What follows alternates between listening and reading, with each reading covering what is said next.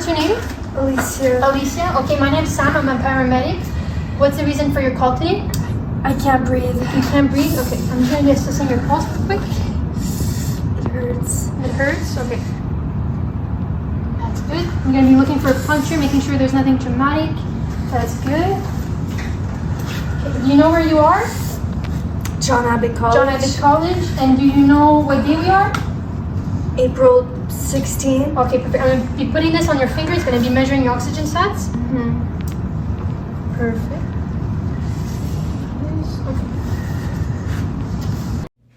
The following are quick, must-do assessments to evaluate when you encounter a patient complaining of difficulty breathing. First, you have the patient's position, which is the tripod position. This is a sign of distress. Looking for signs of cyanosis around the nail bed, lips, can indicate a low level of oxygen in your blood. You must also assess the respiratory rate for the number of breaths per minute, which is the frequency, the rhythm, is it regular or irregular, the amplitude, is it shallow, normal, or deep. You must also assess the respiratory effort. For example, accessory muscle use, which is something we will be seeing later, nasal flaring, and pursed lips, which is a common COPD breathing method. It is also important to physically assess the chest.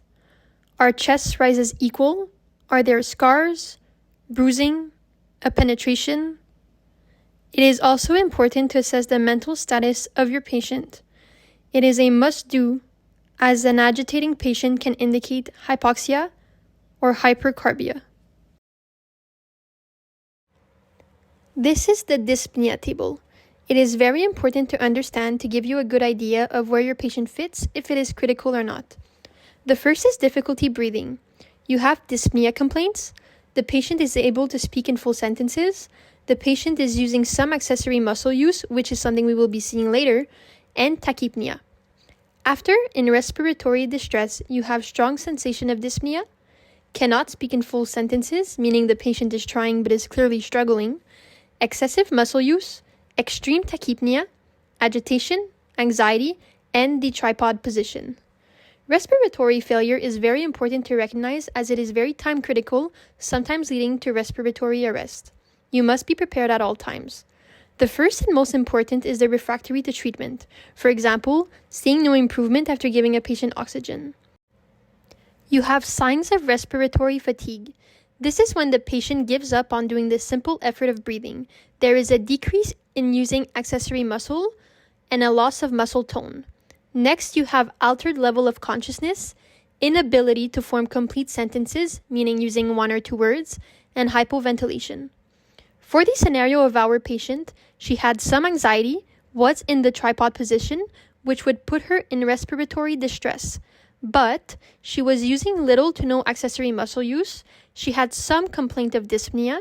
She was able to speak in full, complete sentences, and she had some tachypnea. Very rarely will you have a patient where they fit directly in one section. Often, the patient will vary between certain sections, but leading into one specific. Our patient is pointing to us more in the direction of difficulty breathing, but we will still treat her as a possible respiratory distress.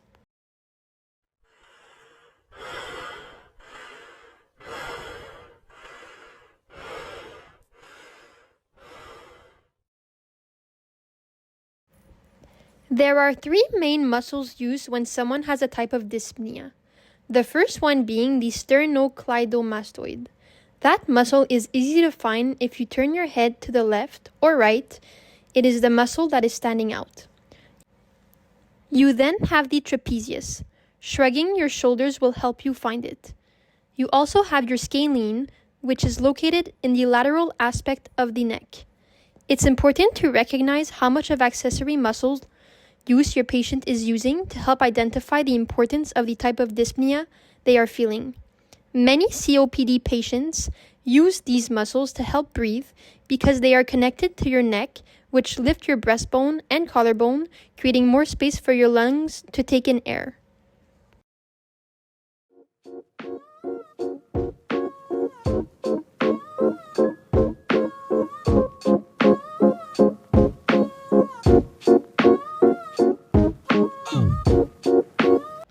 The following are the 12 auscultation points.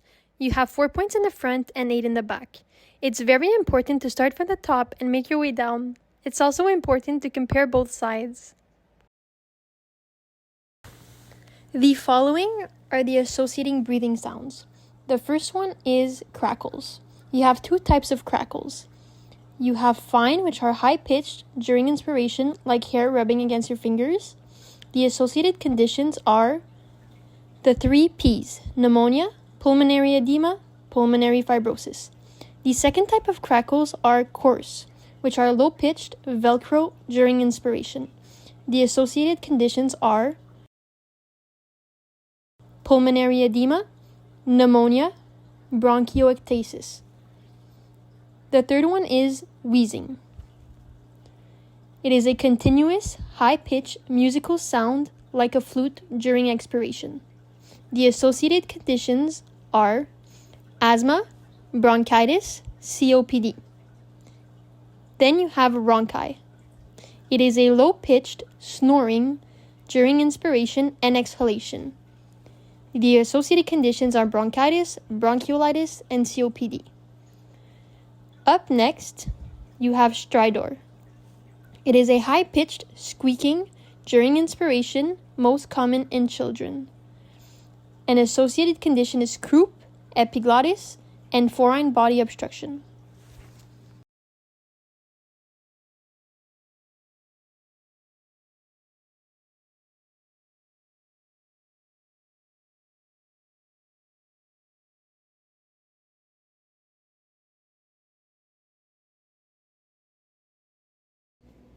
Before auscultation, ask the patient to breathe with the mouth open from start to end. Ask them to sit as straight as possible, if possible. Try to rub the chest piece in your hands before placing it on the body. This will avoid a cold surprise for the patient.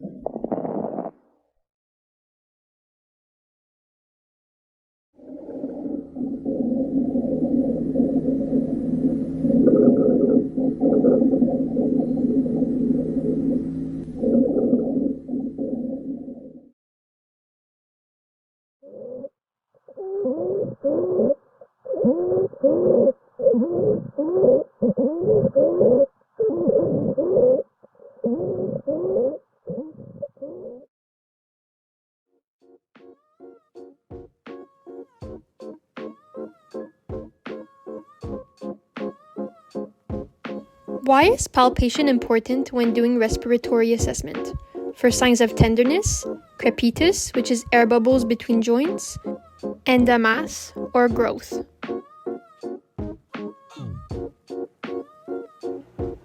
Chest expansion. Ask patient to take a full inspiration and a complete expiration. The thumb should be moving symmetrically. Looking for chest tenderness. Pain and tenderness is not the same thing. Tenderness is pain when it is touched, while pain is the patient's perception.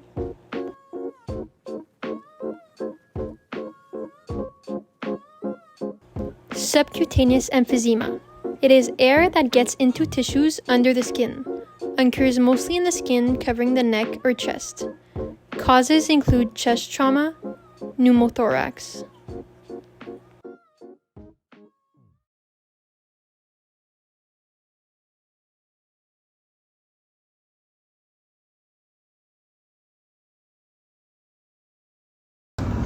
Is your shortness of breath onset? Is it sudden?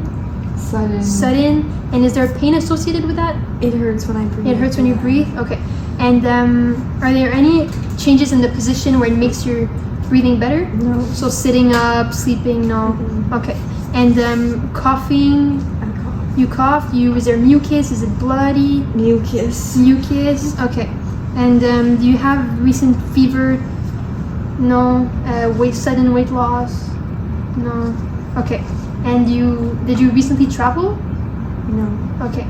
And are you a smoker? Do you smoke? You smoke? Mm-hmm. How much Every time day. a day? Every day? Yeah. For how long? Maybe 4 years. Okay, and you don't have a history of COPD? No? Okay. And there's no trauma either that happened that can bring up the shortness of breath? Okay.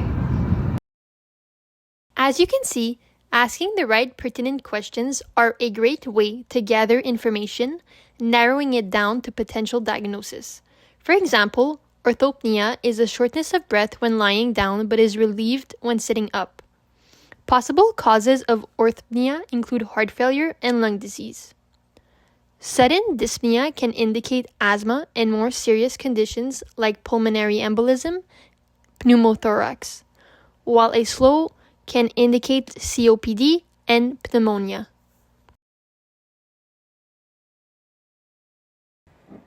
Chronic obstructive pulmonary disease. COPD is a common disease in today's population.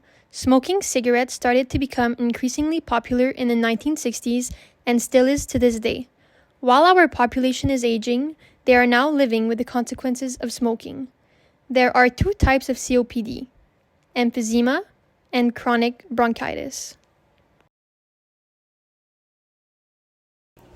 Emphysema, also called pink puffers. The air sacs of the lungs are damaged and enlarged, causing dyspnea.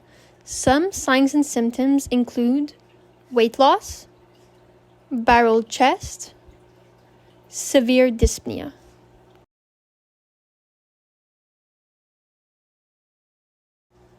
Chronic bronchitis, also called blue bloaters.